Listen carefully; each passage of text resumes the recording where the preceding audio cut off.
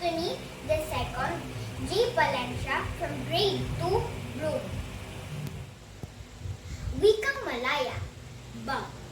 Ako ay isang batang Pilipino. Sariling wika ay pagyayamanin ko.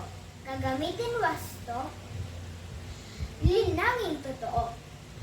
Wikang Pilipino dapat irespeto. Sa paglipas ng panahon, sariling wika ay baon. Marapat na alagaan hanggang sa susunod na henerasyon.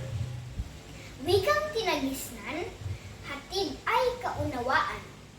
Iba-iba man ang lalawigang pinagmulan, wikang Pilipino'y huwag kalimutan.